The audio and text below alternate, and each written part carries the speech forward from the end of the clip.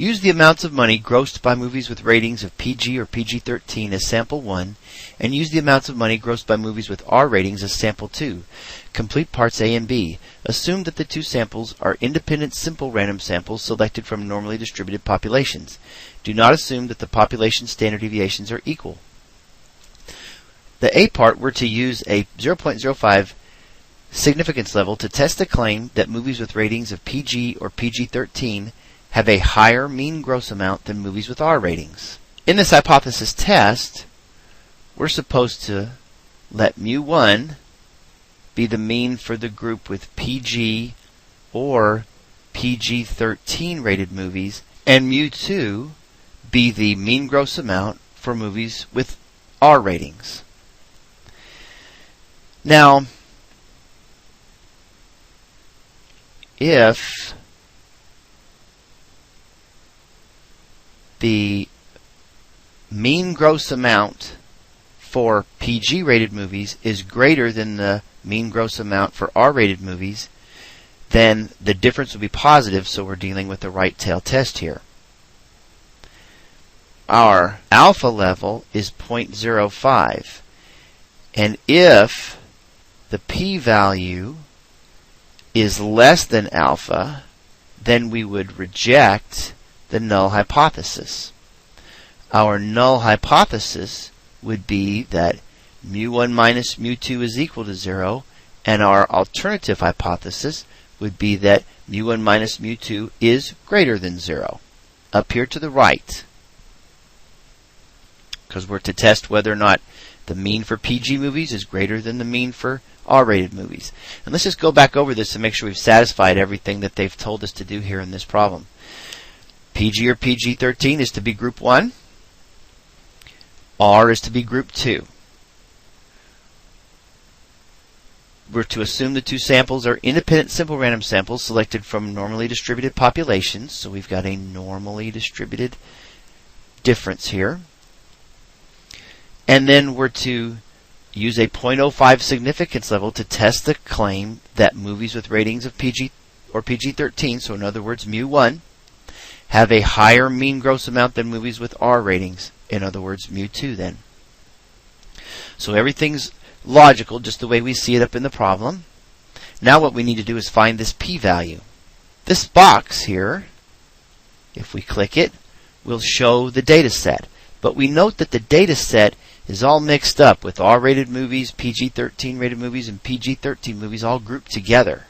And then their corresponding gross in millions. If I click this box, I can open this data set in StatCrunch. And we see the same problem here. The R-rated movies and the PG-13 rated movies and the PG-rated movies are all in the same column there. And we need to separate those out. And we'll do that by splitting the columns. So I'm going to click Data, Split Column. What I want to do is split the gross amounts here, split those up into the ratings groupings. So I'm going to click MPA rating here and then click Create Group. And here we have the PG movies and the PG-13 movies and the R movies all having their own columns. But that's a problem because I'm supposed to group the PG and PG-13 movies together.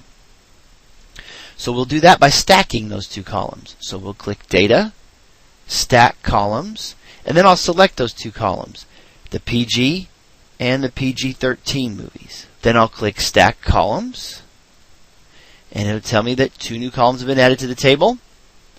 The first column just tells me that I've got some PG movies here and then some PG-13 movies here, and their gross amounts here in the variable 7 column. So I'm going to make this a little bit easier on myself by renaming the variable 7 column PG or PG-13. Now, I'm going to perform a hypothesis test with the R column and the PG or PG-13 column. So I'll click Stat, T Statistics, to Sample, with Data. Sample 1 is my PG or PG-13. Sample 2 is R. The problem told me not to assume that the variances are equal, so I'm going to deselect the pooled variance box. Then I'm going to click Next. I want to conduct a hypothesis test where the mean difference is 0, just like we drew in our picture and wrote down in our hypotheses, and the alternative hypothesis is greater than. Now we'll click Calculate, and this will give us a p-value of 0.0064. So our p-value then is 0.0064, which is less than 0.05, which is alpha. So since the p-value is less than alpha, we would reject the null hypothesis. So our conclusion then would be to reject the null hypothesis. And we would say that sufficient evidence was gathered at the 0.05 level of significance to conclude that PG or PG-13 rated movies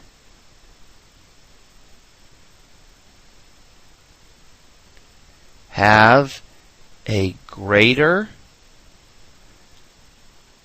mean gross than that of R-rated movies.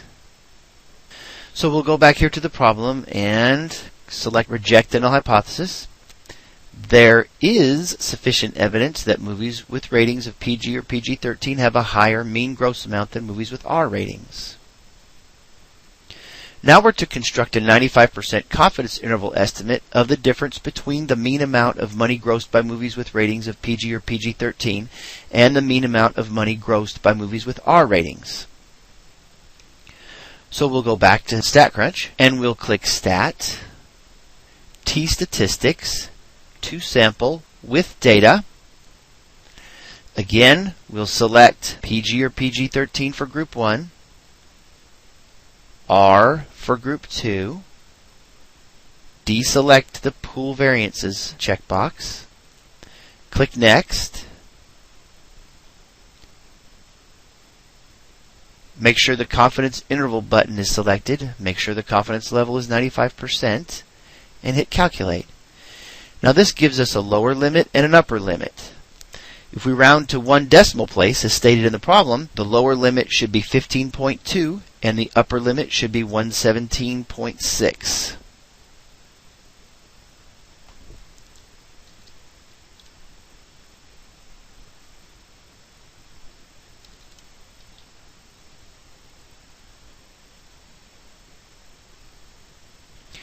What does the confidence interval suggest about movies as an investment? R-rated movies are a better investment than PG or PG-13 rated movies. PG or PG-13 movies are a better investment than R-rated movies. The difference in the gross amounts is not statistically significant. Well, since this interval is positive, in other words, there is not a negative lower limit and a positive upper limit, then 0 is not in this interval, which tells us then that we're 95% confident that the difference is positive. And a matter of fact, it is between 15.2 million and 117.6 million. So PG or PG-13 movies are a better investment than R-rated movies.